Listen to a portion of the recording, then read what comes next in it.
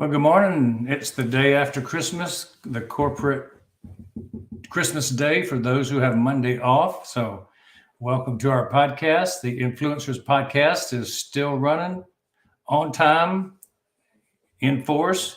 We are so fortunate today because we have a conversation with our Chief Designer of Inner Belief, Savita Gilbert, on the Influencers Podcast, special edition on Christmas. And here we are. We're going to introduce you to the one and only Savita Gilbert. Hello, and thank you so much, Dr. Bill Williams, for having me on your podcast today. I hope everyone had a happy holiday. I know in Georgia we did. We missed the snow and ice. We didn't miss the cold, but we certainly fared better than most of the people up around where you are in New York. Well, I hope everyone's staying safe and warm. Well, let's begin. I want to find out all about you, Savita. Your resume is impressive. And to start with, we want to kind of find out where you were, what happened, and who you were surrounded by that inspired you to do what you're doing today. So there's really two things that culminated in this journey. First, because the journey didn't start with what I do currently. I have a legal background, and for many years I just put being an artist aside as something of a hobby that I just wasn't planning to necessarily go very public with for a number of years in my life.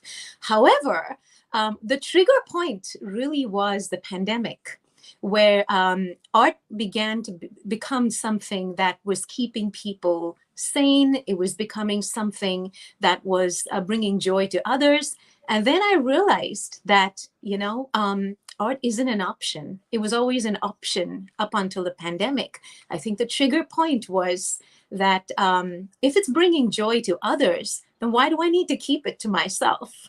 And that's one aspect of the answer. The other aspect of the answer about who I was surrounded by is really other women who are professional or doing the things they love, or, in places where they want to live their mission, not necessarily feeling, the joy of wearing nature-inspired clothing, often having to dress drab just to prove maybe in professions that they're more serious about their careers. Or so the point of this was designing became something to support women to live their mission in a joyful manner by dressing in nature-inspired themes. So those were some of the aspects, because personally, when I was an executive in a company, I didn't feel like I had the liberty to dress in a manner that I felt like or felt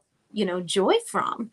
So I just wanted to help other women do that, and particularly in the backdrop of the pandemic. An interesting story, an escape from the corporate world to follow your passion for fashion. Is that right? That's correct.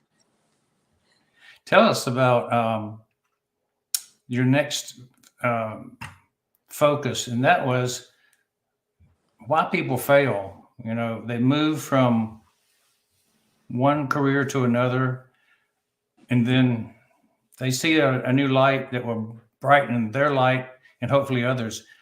Tell us why the people fail. I think it's lacking the courage to first live your life, and secondly, take the action to succeed. A lot of time goes in pondering, in wondering if we can be successful, in self-doubt, and all of those things that don't really create value or move our lives forward. So courage is key, courage to live your life.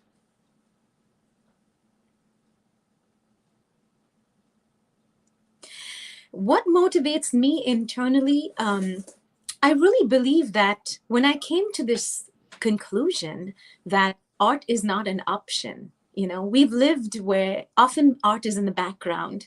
And when I became clear about this, that art is not an option, my purpose became clear. And what motivates people is purpose. The purpose of bringing joy to others, the purpose that art has the ability to do this.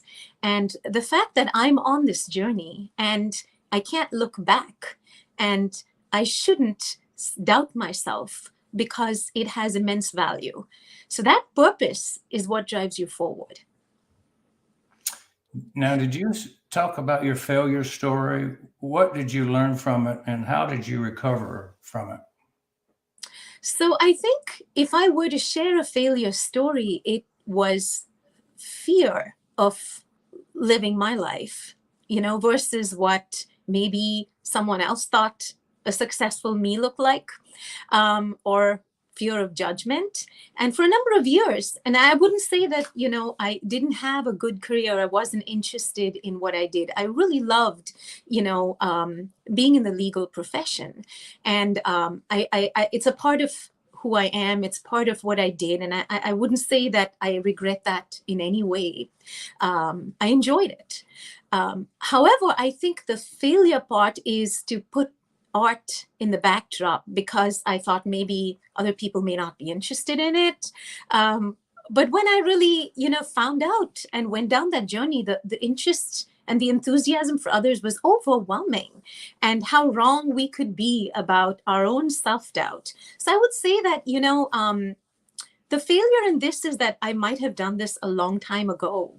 But it took that long to overcome that fear of failure, that fear of, maybe I'm not good enough, or that fear of, I don't know if people will take me seriously, that sort of thing. It doesn't have a place in our lives. When your purpose is clear, you shouldn't worry about those things. And I think part of that failure was the delay in just becoming ready to do this. And so, I think fear is something that I had to overcome. You and I have changed professions. You went from attorney to designer, and I went from dentistry into IT business. This is a thing that can be scary to a lot of people. What is your focus now on your success secrets that others can model from to be successful in a new career? So the first thing is to overcome your self-doubt, and really change yourself. The second thing is to always just to never give up. And the third thing is to advance with joy, because joy is contagious. Joy is contagious. I believe that. Tell me your company's motto. So Inner Belief is a nature-inspired fashion line for influencer women. And by influencers, we mean any woman who wants to live her dream. So if you have a dream, we'll dress you. That's our motto. I like the way that you used influencers in that. That's kind of appropriate. And you're speaking to the right audience when you're talking about influencers, and having fashion for influencers could be pretty significant. Who is your ideal client? Our ideal client is any woman with a dream who wants to dress for success. We'll dress you for success. And that's our ideal client. What's interesting is we don't have an age group. It's any woman who has a dream. How do you find those ideal clients with women with a dream? What's interesting is women who have dreams tend to gravitate towards nature-inspired things because they're natural to us. And in order to live your dream, you have to be natural to who you are. So you tend to wear nature-inspired themes, flora, fauna, or things that are inspired by sunsets, sunrises, horizons, or something in it that represents nature, because it reminds us of who we naturally are. And so you can only live your dreams and not someone else's. So you have to go down to that very basic of what is most natural, and nature is what inspires us. So you can wear that as an expression of as you live your dreams. So that's any woman. The answer to the ideal client is any woman with a dream who wants to dress for success. Absolutely. Is there a well-defined product or service that you have? Yes, we are a women's fashion line that is nature inspired. And, innerbelief.com. And we have basically what defines our product is some of it is from watercolor art that I created that's put onto clothing. And then the second element of art is fashion design. And so we have been able to take our line of clothing to DC Fashion Week, to New York Fashion Week. And we've also been able to get to, a physical store location in New York. We're at International Digital Fashion Week on FNL Network. So, we're in a number of places. And some of our clothing is iconic that has been on the runway. You can see our story, and I'm very I'm inspired that you should ask about us. And I'm very honored to be on this podcast, this very prestigious podcast. Thank you, Savita. Why would somebody buy from you as opposed to any other fashion house? That's a wonderful question. I love the questions, by the way. I think I might answer this question from actually one of our buyers, and maybe quote her example, because I think that might answer the question best. So we had a woman recently who, she's someone who won awards. She actually won the Joe Biden Award for community service. And she also was invited by a prestigious university in California to start a series on, just sort of an online series on how can we change the world.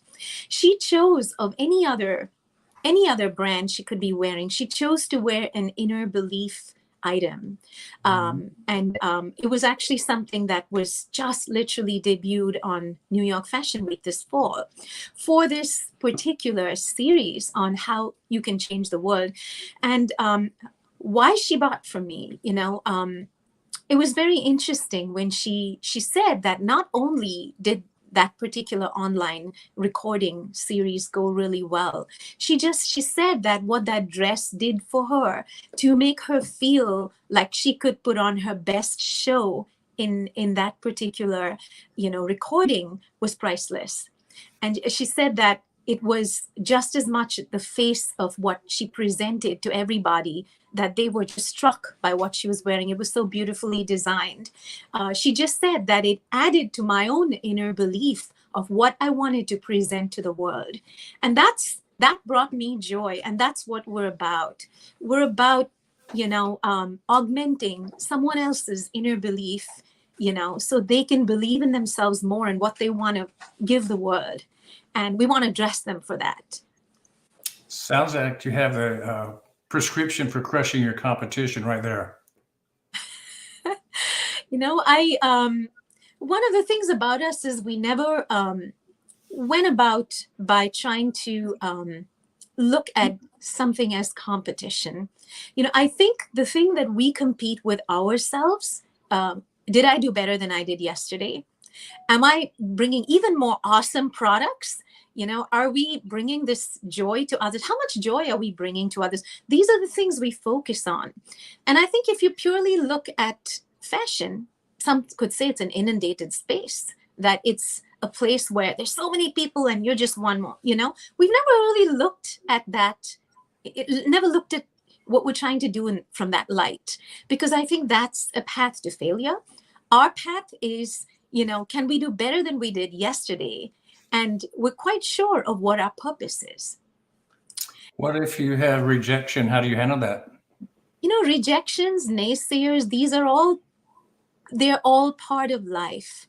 And I think if you just look at them for what they are, they're probably not going to create value for you. So you have to look at them and press forward with twice the determination. When there's rejection, you double down, because that's how you'll be able to move forward.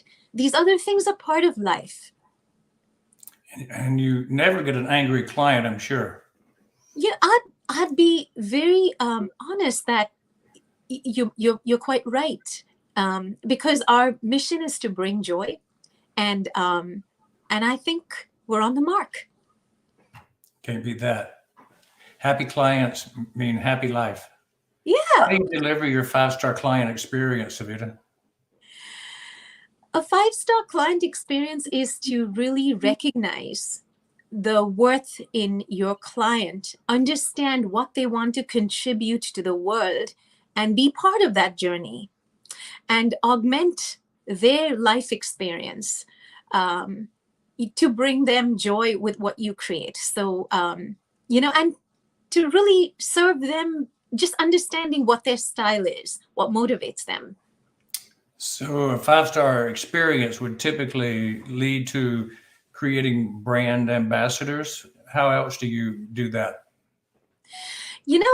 We are very, very, very blessed that we have some wonderful women that have been wearing our clothes. Some of them, are influencers. I also want to give a shout out to some of the most amazing models who model for us, young, aspiring people wanting to make a life for themselves. And they feel joy when they model. They feel good in our clothes, and when somebody feels good in what you wear and the experience they had, acquiring that from you, they're going to be, ambassadors. The other thing is, we don't expect this from people.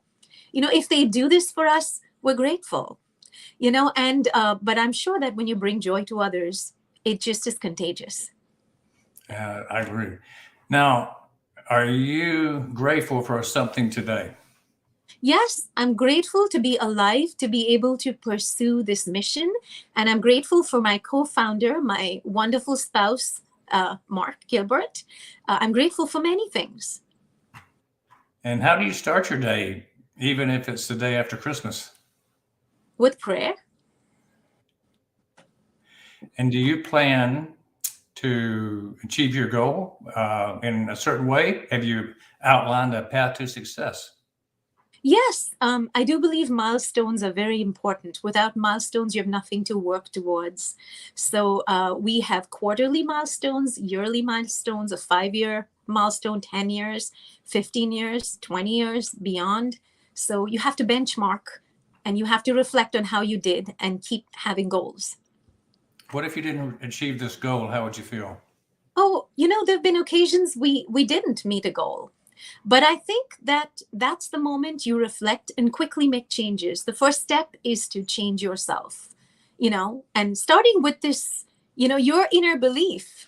You got to change you have to change the disbelief into belief that you will do it, right? You battle with yourself till you do, and you fight to achieve your goals.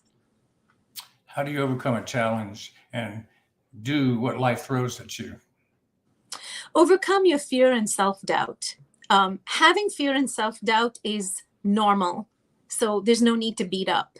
But to recognize that and actually use that as your ally is what everything is about. So you have a revenue generating idea. How do you convince Mark to go around and support this idea?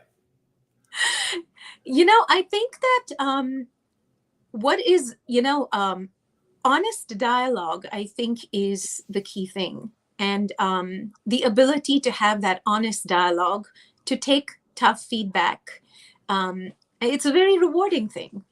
It's not easy, but it's a rewarding thing. So if you look back and you give advice to your 20-year-old self, what would that be? Don't take anything for granted. Is your mentor living, and what is the impact on you today from your mentor? So my mentor is a gentleman called Daisaku Ikeda, and he has the hallmark of what he has said is that a great human revolution in one person can change the world. And that is very impactful. Tell us why being impactful is important to you now, Savita. Being impactful is, frankly, the only way to live your mission. I don't know that without a full self-expression for what your mission is in life, how you would be able to do that without, being impactful. And what do I want to be remembered for? I would say that I want to be remembered for not just the art or the things that I've created to bring joy to others, but for the human being that I am, and that people will remember that, I have been a good human being. I think that's a great way to look at life and to be remembered that way. How can the Influencers podcast and all the people watching now support you? Well, first of all, thank you so much for already supporting me by having me on your just amazing podcast with amazing questions. And we would love to be supported by helping us get our message out and, products out to people, so they can really find joy in them.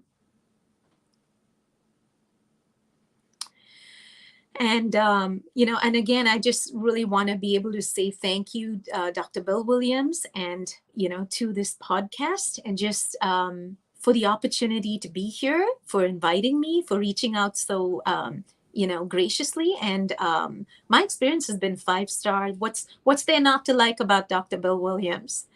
And greatly appreciate. This has been an excellent show. Well, thank you. And I want to give you the final word, and you can speak about your business, how we can reach you, how people around the world can find your products, your designs, your personal expression that you put into your clothing line. So it's all yours, Savita Gilbert, on the Influencers podcast. Yes. So how to find us? So we are at www.innerbelief.com, and belief spelled BELEAF. It's a triple pun there, So innerbelief.com. We're on Instagram. So we're at inner_BE_LEAF. We're also, physical products are available in the ATF showroom at 590 Madison in New York. If people want to physically go in there, we have a physical location where we're part of a company that puts our clothing there. Our final word here is live your life, not somebody else's. What's your inner belief? Excellent words from an excellent teacher, designer, ex-attorney, still an attorney, but not practicing law now, but practicing her passion for fashion and design. So thank you, Ms. Savita Gilbert. And we are so happy that you were able to grace Influencers podcast during this holiday season. Thank you so much. Thank you so much. I really appreciate it, Dr. Williams. Well, that is Savita Gilbert, and had a fantastic message today to share with the world. Her fashion is available, and it's unique, and that's what we want, is we want to showcase uniqueness. The influencers of the world gather together in one place to share what's unique about their lives, their products, their designs, their concepts and beliefs. So we want to thank Savita and all her friends for joining in today. And as you're able, be sure and like and comment below, and be sure and come back for our next show on the Influencers podcast. It's Dr. Bill Williams saying Merry Christmas and Happy New Year to all.